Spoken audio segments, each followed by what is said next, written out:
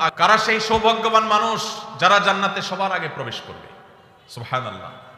নবীজি সাল্লাল্লাহু আলাইহি সাল্লাম বলেছেন, এর মধ্যে প্রথম শ্রেণীর মানুষ হলেন শহীদ, যারা আল্লাহর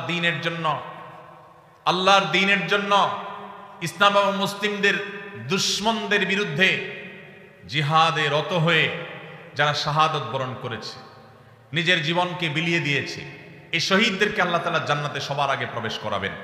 আল্লাহ তাআলা আমাদের সবাইকে শাহাদাতের মওত এবং শাহাদাতের মৃত্যু আমাদের সবাইকে নসিব করুন। দ্বিতীয়ত নবী সাল্লাল্লাহু আলাইহি সাল্লাম বলেছেন, ও আফিফুন মুতাআফফিফ, যে মানুষ তার চরিত্রকে কোনো প্রকার কালিমা লাগতে দেয় না। ময়লা থেকে যেরকম আমরা আমাদের কাপড় চোপড়, আমাদের আঁচলকে তুলে ধরে বাঁচাবার জন্য আমরা সংগ্রাম করি, সমাজের চতুর্পাশে হারামের হাতছানি, অবৈধ সম্পর্কের জোয়ার চলছে, এইরকম পরিস্থিতিতেও যে মানুষ তার চরিত্রকে বাঁচাবার জন্য সংগ্রাম করে, চেষ্টা করে, পরিশ্রম করে, সাধনা করে, জয়ী হয়, নবীজি সাল্লাল্লাহু আলাইহি সাল্লাম বলেছেন, এই চরিত্র সংরক্ষণকারী মানুষটা যে হারাম রিলেশনে জড়ায় নাই, আল্লাহ তাআলা জান্নাতে এই লোককে প্রথম প্রবেশ করাবেন।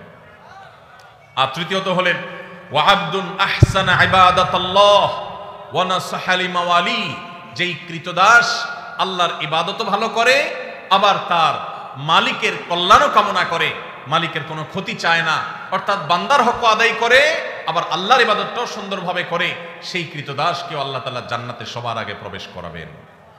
ভাইরা আমার, এই হাদিসের সনদ নিয়ে মুহাদ্দিসদের কেউ আপত্তি তুললে অন্য অনেকেই এটাকে গ্রহণযোগ্য বলেছেন। এই হাদিসের আলোকে আমরা যারা আমাদের চরিত্রকে হেফাজত করতে পারবো, আল্লাহ রাব্বুল আলামিনের এই বিশেষ পুরস্কার, সবার আগে জান্নাতে যাওয়ার সৌভাগ্য আমাদের অর্জন হবে। আল্লাহ তাআলা আমাদের সবাইকে সেই সৌভাগ্য অর্জন করার তৌফিক নসিব করুন।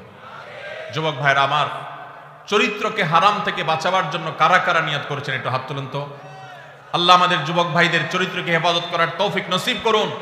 আল্লাহ কোরআনের মজলিসে তারা ওয়াদা করেছে, আল্লাহ এই যে হারামের যে হাতছানি, আমাদের যুবকের ইমানকে হরণ করবার যে শয়তানের চেষ্টা, এটা থেকে আমাদের যুবক ভাইদেরকে আপনি বাঁচিয়ে দেন। আল্লাহ ইমানের শক্তি দান করেন, আল্লাহ ইমানি জোয়ার দান করেন, ইমানি চেতনা দান করেন, ইমানি তেজ দান করেন। আল্লাহ এই যৌবনকে তোমার দ্বীনের জন্য কোরবান করার তৌফিক দান করেন। আল্লাহ হারাম থেকে বাঁচার মতো শক্তি আমাদেরকে দান করেন। ভাইরা আমার, আমরা যদি আমাদের চরিত্রকে হেফাজত করি, লাভ কি আমাদের না আল্লাহ? আমরা যদি আমাদের চরিত্রকে হেফাজত করি, লাভ কি আমাদের না আল্লাহ? আমাদের। ভাইরা আমার, কি লাভ? লাভ হলো আল্লাহ সুবহানাহু ওয়া তাআলা যারা নিজেদেরকে হারামের পথ থেকে বাঁচিয়ে রাখে, তাদের জীবনে যখন বৈবাহিক সম্পর্কের মধ্য দিয়ে একজন বৈধ হালাল সঙ্গী জীবনে আসে, সে যুবক সে যুবতীদেরকে আল্লাহ রাব্বুল আলামিন সচরাচর দাম্পত্য জীবনে সুখ, প্রকৃত অর্থে তৃপ্তি, সত্যিকারের যে ভালোবাসা, সেই ভালোবাসা আল্লাহ তাআলা নসিব করেন তাদের জন্য যারা তাদের যৌবনকে হারামের কালিমায় জড়াতে দেয় না। আর যারা হারামের কালিমা দিয়ে নিজের যৌবনকে কালিমা যুক্ত করে ফেলেন, মনে রাখেন এই যুবকদের বেশিরভাগ দেখবেন, এক্সেপশন প্রথমটাতেও আছে, বেশিরভাগ দেখবেন যে তাদের বৈবাহিক জীবন আসলে তাদের সেই জীবনে আর দাম্পত্য সম্পর্কের ভিতরে যেরকম একটা গভীরতা থাকার কথা, ভালোবাসা থাকার কথা, সম্প্রীতি থাকার কথা, তাদের সেই সম্পর্কটা আর থাকে না। কারণ হারাম যদি কেউ একবার বেছে নেয়, আল্লাহ তাআলা বৈবাহিক সম্পর্কের মধ্য দিয়ে হালাল সম্পর্কের প্রকৃত স্বাদ, প্রকৃত তৃপ্তি, প্রকৃত যে অনুভব, এটা থেকে আল্লাহ তাআলা ওই হারাম সম্পর্ককারীদেরকে মাহরুম রাখেন, বঞ্চিত রাখেন। এই জন্য ভাইরা, দুইটা অপশনই আপনার সামনে আছে।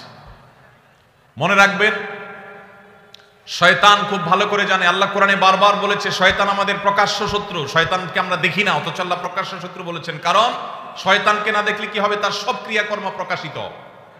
শয়তানের কাজগুলো দেখা যায় কি যায় না?